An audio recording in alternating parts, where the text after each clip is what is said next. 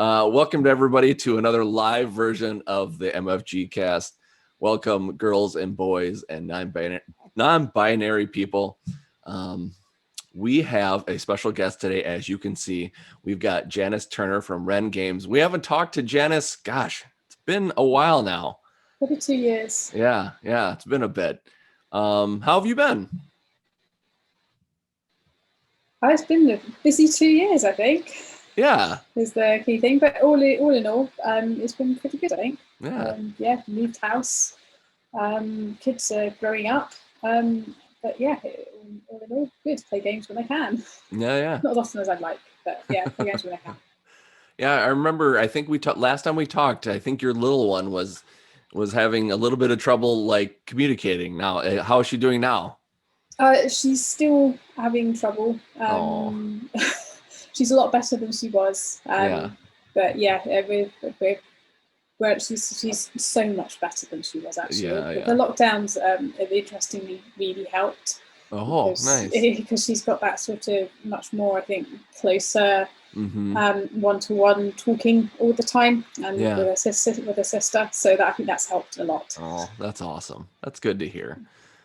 Like I think we talked about this before. I think just with anybody, even adults, it takes we need to take our time and we need to be comfortable, to, express ourselves. So it's good to hear that she's doing good. Well, cool. So we're here to talk about some Pilfering Pandas. It's on Kickstarter currently. It's cool that you went from a space theme. You had your prior two games were kind of space theme, and now this is this cute and cuddly pandas trying to escape the zoo kind of thing. What was the inspiration for Pilfering Pandas? The inspiration for the theme and the game are two different things. So the inspiration for the theme, we thought we'd try something a little bit different, because we know that sort of sci-fi is a bit niche. And sort of the games that we're trying to make it shouldn't be just niche to those that like sci-fi. So we want to try something that's a bit different. And our kids absolutely love the red panda at our local zoo. And so we could have gone cats like everybody else does. We've got two cats. Okay, kids love cats, but we decided to go for pandas, which was a little bit different, I think, but also still quite friendly to most people. It's unlikely, I think, that people say I don't like pandas, or I don't like games with pandas in, which hopefully will give more people a bit more of a chance. And it's just got that connection with the red panda at the local zoo, which is like the favourite attraction when we go. So that's kind of the inspiration for the theme. Yeah, and the game is one that I played with my nan. She taught me when I was growing up, and I love the discard pile mechanism, where you lay all the cards out and you can like pick up tons of them and then play loads of sets. And I love that mechanism. I wanted to build a game around it, so I sort of took that original game concept and then modernized it and then converted it to cooperative and solo as well. So it was, again, that was one that brings back good memories from childhood and teenage years, and it's just a mechanism that I just find fascinating and enjoyable and fun. I just wanted to, I've not seen it in other modern games, and I wanted to have a game which had it in, because it really is fun.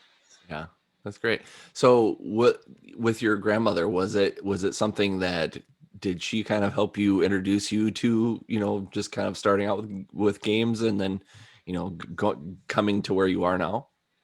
Yeah, she probably bought me my first board game. She bought me a 1920s version of Monopoly for 20p at a fate. Wow. And gave it to me. It hasn't got the original box or anything. It's like in a old Quality Streets, the chocolates tin with all the components in there. And it was when the dice, you couldn't get dice, so it's got a spinner. And half of the sort of little character pieces are missing, so it's got all sorts of random little things that someone has substituted in for them. And so yeah, she got me that, and I played lots of card games with her, and cribbage was probably my other favourite game that I used to play with her as growing up. Yeah, so she definitely got me into card gaming. That's awesome. Good influence. So do you still have that? But yeah, I do. Yeah. I've been meaning to take it out and get some photos of it. It's pretty tatty. I mean, it was Oh. 20p, so you can kind of imagine it was pretty tatty. Oh yeah. It's not something that I plan to get rid of. It's got too much sentimental value. Oh, for sure. It's funny because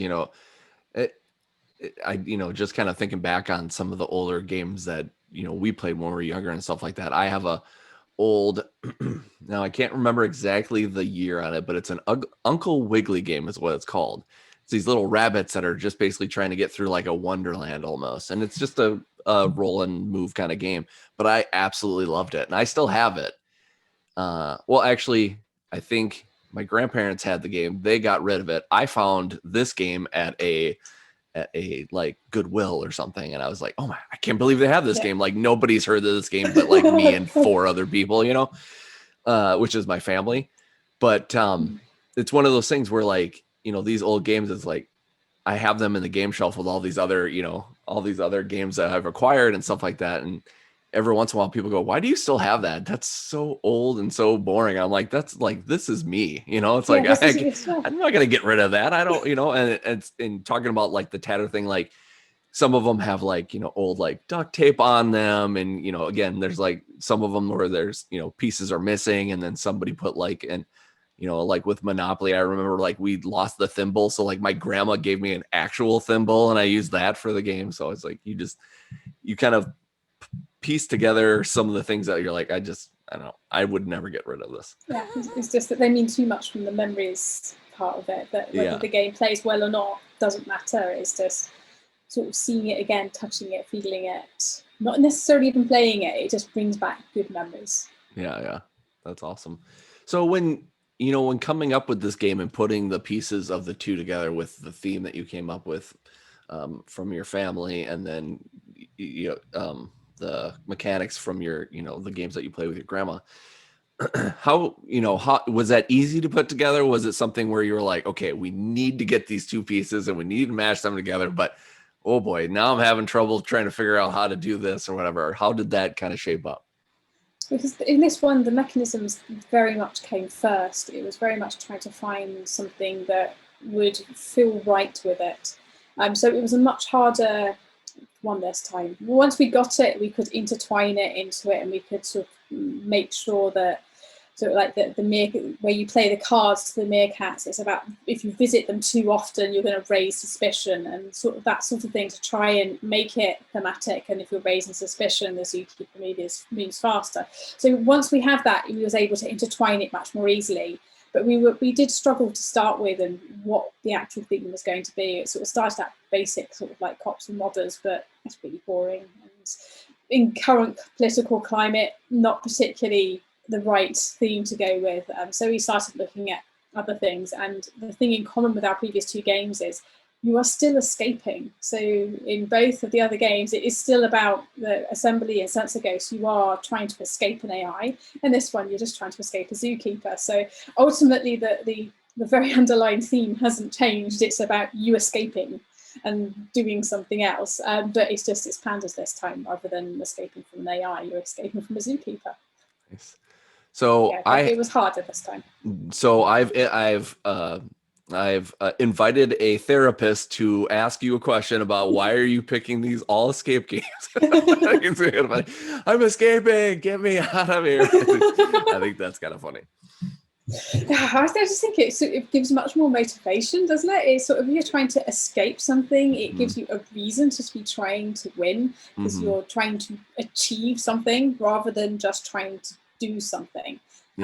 So I think it makes everything kind of fits together a bit better in that way. And all of the games have got a bit of sort of more puzzly, and puzzlies are essentially sort of more abstract, and so it's, I think, much harder to blend a theme with it. And you can either just have it points counting, but at least if you can imagine, we try and give the building blocks for you to imagine and create your own story over the top of what is not a high thematic story driven game, but giving you those story blocks that you can build it as you're playing. You can imagine what's actually happening. Yeah, definitely.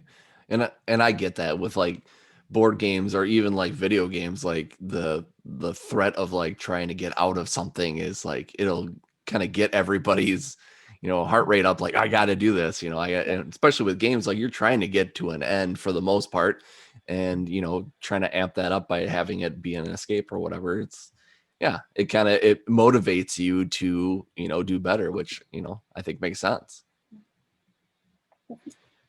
So let's talk about exactly about what Pilfering Pandas is. You kind of talked about it a little bit, but why don't we just talk about a little bit? Wow. How many times can I say a little bit? Let's talk about what it's about, what we're actually doing in this game. So the overarching theme is that you're a group of pandas, and you've got grand plans, want freedom, and so you're trying to escape. It has been highlighted why on earth would they want to escape, but the pandas, they just want to escape. They might find out that the grass is not green on the other side, but that's after the end of the game. And so you're a group of pandas who decided that you want to escape. You don't want to be in the zoo anymore. And the meerkats, who are the sort of, what do you call it, the black market traders. And you need to go to them to get your help, whether they're offering you digging services, or they have somehow managed to get hold of some keys, or whatever it is. You need to go and trade with them, and they trade in food because all the other animals want interesting things to eat. So you have to go around the zoo and pilfer the unwanted food for the family sort of level, where you don't want to be saying you're just stealing it, or just any of the food if you're not so worried about that. You're going around and you're stealing bits of scraps of food from all the other animals, then taking it to the meerkats to essentially get favour with them so that they help you. They give you the supplies that they need. And in competitive, it's all about you getting the supplies because they're only going to help one panda. And in cooperative, it's about cooperatively and jointly getting the supplies together to escape. And you do those, so the food are cards, and they are, it's sort of, if you're familiar with Rummy, then you'll be familiar with the basics and how to do it. But it's got a little bit more to that. So you're collating sets, so you're like matching number sets like 3 7s, or ascending or descending sets like 1 2 3 or 5 4 3. And then you're trading those to the meerkats. But it's not just about playing a set. You've got to be planning and thinking ahead, because your previous set, the last card of it, has to match the suit or the number of the next set that you play. And so although you might not be continuing that set explicitly, so you might not be going 1 2 3 4 5 6 all in the same suit, you do have to be matching elements of it for the next set that you play. So it means that if you don't plan ahead, you can get a little bit unstuck, which is different to how you would normally play Rummy. So that's kind of like the sum of what you're doing and what you're creating and what the objective is. But you also have the discard pile. So I don't like calling it a discard pile, because it's, in cooperative, when you call it that, the playtesters get very confused and they're just like chucking all the cards they don't want into it. The discard pile in cooperative and solo is like the most important mechanism in the entirety of the game, more important than your hand, because this is where you are cooperatively essentially collecting sets, and one lucky person will get to pick them all up, but at a penalty, with the zookeeper raising suspicion. Because if you suddenly get a ton of food in your backpack and you've gone to some part of the zoo you're not meant to, that's going to raise suspicion. And so you pick it all up, and then you can play it all back to the meerkats. But it's that you can see all of the cards in the discard pile, and you can choose a card and you pick up everything from that card onwards into your hand, and then you can play it down. But you've got to also try and get rid of all your cards, and any cards left in your hand at the end become a penalty. So in cooperative, one person has to get rid of all of their cards, so they can basically run for freedom. And then the others can join them when they're ready within a limited amount of time, because there's this panda hanging around very suspiciously by the fence. And you can just wing it and try and trade off what you've got in your hand and leave a trail of food behind you, which leads the zookeeper towards you. Or the other players can try and get rid of more of their cards, but before the zookeeper catches the one at the fence. So in cooperative, it's sort of quite interesting that you've got this sort of play-off. You've got to be very clear of when someone goes out, because if you go out too early, it doesn't give the rest of the team much time to firstly get enough food to get all the supplies you need, and secondly to shed enough cards that you're not just going to get the zookeeper catching up with you. And in solo, it's like it's an extension of your hand. You're sort of building up your future hand in the discard pile, ready for you to pick it up. You want to pick it up at the right time. And then in competitive, it becomes so strategic because you can see everything in there and you don't want to be building sets in there for someone else to pick up. So if you've got like 2 2s in there, you really don't, you might not want the 2 in your hand, but if you place it down, you're giving the next player a set. And so you might actually discard a different card simply not to help the next player who might then pick up all the cards. So it becomes a very, very strategic thing about what do you discard in order not to assist the future players, but while also not harming my own chances of winning. And so it's a very different feel in competitive as well, but it's still very strategic in across all 3 of them. Yeah, I like that. Yeah. In learning about this game, and you know, when it started as a prototype and coming to now, like I like how you made all 3 of these modes, the competitive, the co-op, and the solo mode. You know, again, it's in theme and in mechanics, it's similar, but you've actually, you know, spaced them out to be different. I love the fact that for the for the co-op or whatever, it's like, oh, one gets out, but this other one's gonna have to stay back for a little bit, and hopefully you can get out eventually. Bye, the other one's saying. Yeah. But obviously there's strategic strategy in that too, because the other person can leave the cards for the other players and stuff like that. But I like how you've made those a completely, you know, for me, it feels like a completely different mode, where I think some games they'll do that, where they'll take these certain things and they'll just like, here's a solo mode, but it's pretty much just the competitive mode, just a little bit tailored to just having one person. So I like the clear cut separation between the 3, because, you know, like say like I want to play all 3 of those. I want to play the solo, I want to play the competitive, and I want to play the co-op or whatever. Like I can have those 3 experiences. Yeah. Plus I think you have, what else do you have? You have like some other things you can throw in to kind of ramp up the complexity of it too, right? Yeah, so we've got something called foiled plans, and they are equivalent to glitches in assembly. So they basically are cards that you shuffle 1, 2, or 3 in, depending on however difficult you want it to be. And when you pull one out, you have to immediately do what it says, and it is what it says. It's basically there's trying to foil your plans. There's been something unexpected has happened that's a hiccup. So it could be like the hideout. You might have been planning perfectly that you've got all your cards close to the end, so you only have to pick up the right number in order to get out. And you might say, add an extra 3 cards to the hideout, shuffle it all up and lay it out. And so then your plans are all scrambled because you might have been planning on picking those up, and now the card you wanted might be the first card, which means you now have to pick up 6 cards rather than maybe just 2 or 3. And so it's minor tweaks that just change the gameplay slightly. So they're just meant to edge you away. It's not meant to like add significant difficulty. It's just meant to make you stop and think about the strategy that you had all planned, and perhaps then have to replan a little bit. Yeah, that's awesome. And then with the abilities with different pandas and stuff like too, it's got a lot of variability in it. So every panda has its own special skill, and we've got a few more different ones lined up as well. And every panda has a skill in cooperative and in competitive. At the moment, it's sort of a challenge, so you're trying to achieve something specific in your area. But what we might do is change that to a skill to make it slightly more. I don't like take that game, so it's not sort of take that, but perhaps a bit more interaction between players. Because I mean, there is some interaction, but maybe it'll just a way to increase interaction, and then maybe take those and have that as a challenge card that can be used in cooperative or competitive as a way to get bonus points. So it'll just be like an overarching additional objective. Having the extra like oomph to it or whatever, that's always, I think people enjoy that because it gets people coming back for more. Yeah, definitely. So I really love the art on this. It's really cute.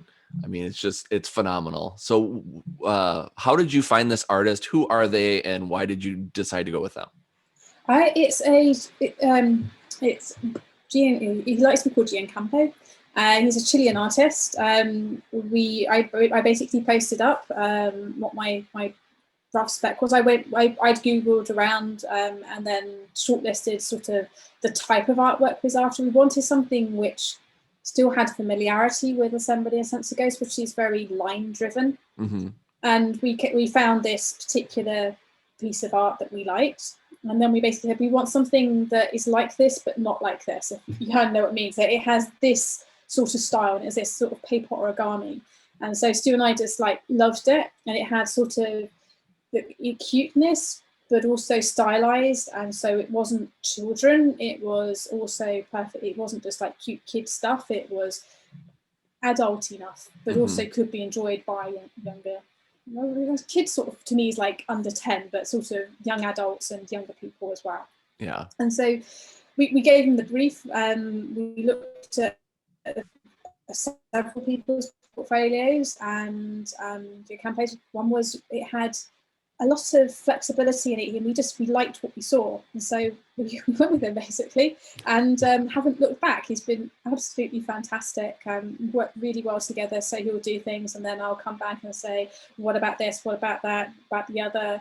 And he was like, "Oh, but that wouldn't work. Oh, but it worked. Well, why don't we try it this way? Oh, that's a good idea. Let's do that." And it's been a really, really positive, constructive relationship between the two of us in order to sort of bring it together. He definitely has the skill, which I don't necessarily do, which is, but I sort of bring sort of the little quirkiness stuff to it. So you'll notice the little mice and stuff all around it. So I wanted sort of something a little extra, sort of perhaps that the pandas are working with. And on the track, I wanted the animals, some of them to be hidden, so that it gives a bit of something to do. Like if turns don't take long, but if you ever did, it sort of kind of gives you something to do, to look at it and try and find them all, or even just give it to your 3-year-old that's bored at the moment, give them the board and say, how many animals could you find? It's like so a playmat at a restaurant. Yeah, exactly. So it has that kind of like Where's Wally bit, because it also then allows you to appreciate the art a lot more, because you're studying it and looking for it. You can then see all the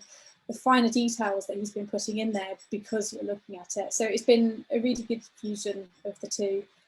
We gave him sort of like, I wanted each panda and meerkat to have a character rather than just being a meerkat, just draw me 6 meerkats. So we defined the characters of the meerkats beforehand and say, well, we want these meerkats with these characters, and we want these pandas, and we want these characters represented in each of them.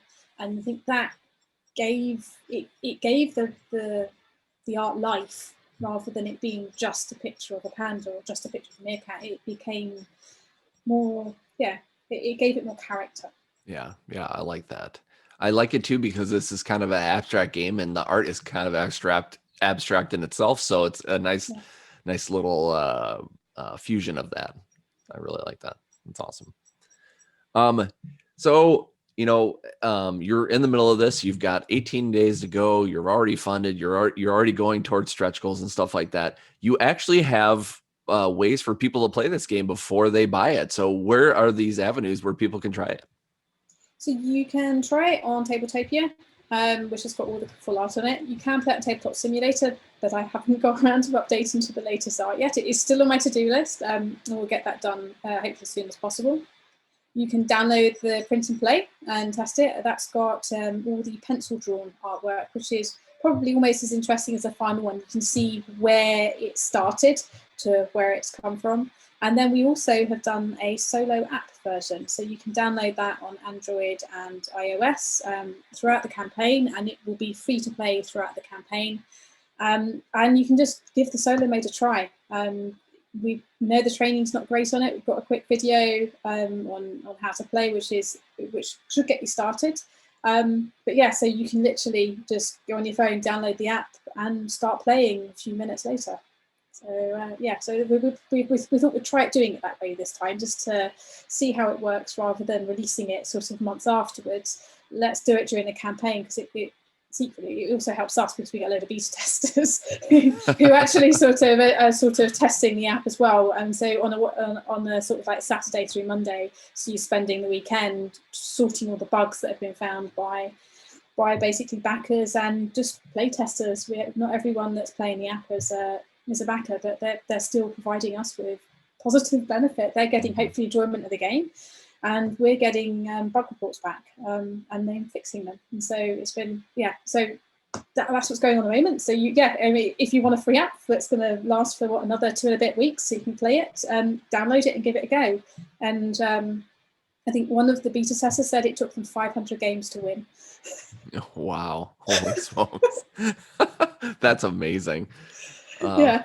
I love that though. I love that you're, on the ground floor kind of giving everybody a chance. Like obviously, like when people are playing it and they're giving you their